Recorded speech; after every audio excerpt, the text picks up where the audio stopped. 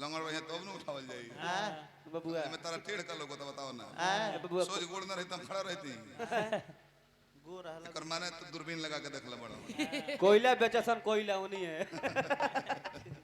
रह जाओ कहला कि ट्रेन के बोगी काट दिया अरे महाराज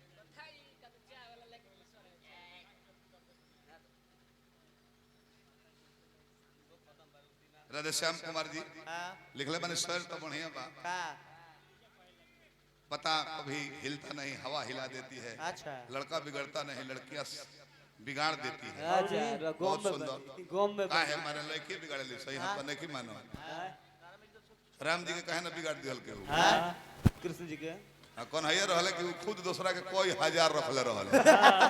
जबकि वह राम हमें वह कृष्ण हमें दूसरा के मन रखे खातिर कौन है बिया उतना कोई ले रहले ई थोड़े रहे कि राधा से प्रेम रहे तो इलो से प्रेम ना रहे सबका से प्रेम रहे ई ना लड़की लक्ष्मी रूप है उनका का दोष मत दे अपन स्वभाव अपना हाथ बका चाचा गलती केहू केहू के बिगाड़े ना कहता लोग कि मोबाइल बिगाड़ देता है तो मोबाइल में रामायण देखबो तब ना बिगड़ सर्च करता रह बौर की तो बिगड़बे न कर गूगल पे सर्च करता रह तीर लागल है हम बताई ट्रेन के बोगी जब काट देहलो तो बोगी तो पीछे न चल गई होई तब तो ट्रेन में फिर में जोड़ के ले जाई तो जब पीछे चल गई तो ऊ कितना पागल रहे ऊ हितवा चायवा बेच रहे तो कि जब ना बोगी में क्यों होइए नहीं काट दे वो मैं चाय ले घुमाता हूं का मारी तो साफवा उनको में लगा दी अरे ये ना तो रहले ये कहत रह नहीं ना रहले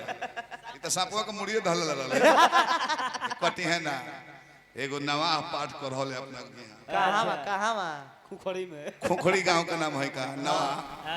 ई इनकर मलकिनी इनकर एगो साली इनकर एगो सार चारों जना पाठ सुने लो पुण्यवती के दिन हम गनी तो हम 2 घंटा सुननी अच्छा बाबा के विदाई के बेरा आइली चुटकुला ना हो सत्य कथा हो कहले कि अभियंता जी का दिया बाबा कंपनी 10,000 रुपया आ धोती दे दो धोती पर धक 10,000 रुपया जाए गोल लगता बाबा गोल लगी ले जय हो अरे जिया जजमान बड़ चबहल हनु चीना चाउर के भात खीर पूरी अच्छा ही बताओ इतना खर्चा कोइले बड़ लाखों रुपया हमारा पाठ कोइला से तराई में से शिक्षा का मिलल हो सुख सागर पढ़नी हम भागवत पढ़नी हम तो एक तरह के रवा ना कहमी कि कौन सा अपना बाबूजी के जेल में डाल के अपने राजा बन गई हमरा उहे निमन लागल बकल के छी छी छी छी इहे अपना जीवन में उतारे चाहता रह तू तले इनकर मलकिनी आवतारी कैसे 500 रुपया साड़ी ले धके गोला तारी पांव लगी ले पंडित जय हो जय हो जय हो जय हो जय हो तारा का शिक्षा मिलल बा त इनकर मेहरारू पत्र सुदर्शन भाई बो का रवा ना कहमी कि द्रौपदी के 5 गो भातार रहेल आय हाय हमरा उहे निमन लागल बा एगो ई बाड़े 4 गो औरी खोजत तारी बहने हम जा छी छी छी छी राम राम बसवा देलो नेताजी के नाम पर फिर पुरस्कार हार्दिक प्रणाम बा 5 गो हां उहे हमरा निमन लागल बा शास्त्र के बात हो कहले कि बौर की याद कइले बड़ो तलई कर साली आवती हां बोल के सिया नेताजी के नाम पर फिर पुरस्कार बार-बार प्रणाम लटकौले बॉब कटिंग कर सलिया आवती 100 रुपया ले ले ओनो नमस्ते पंडम जय हो पंडम जी नमस्ते जय हो अरे कितना स्टाइल में बड़ू बॉम्बे रहलू हां जी जी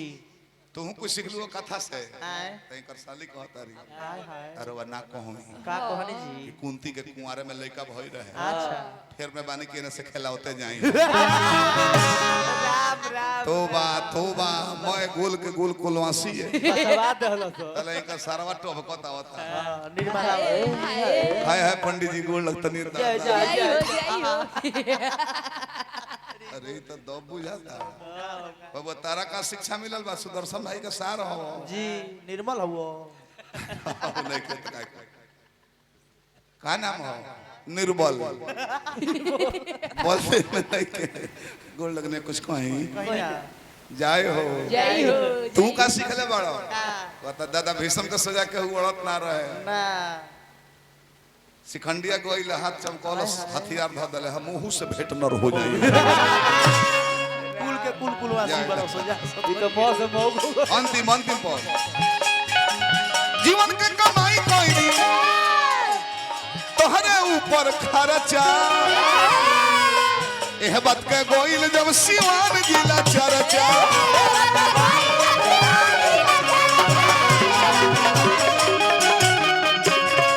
बाबा विजेंद्र जी बुलाई के कहलगुन हमके समझाई के लमड़ पर जोई घाटा में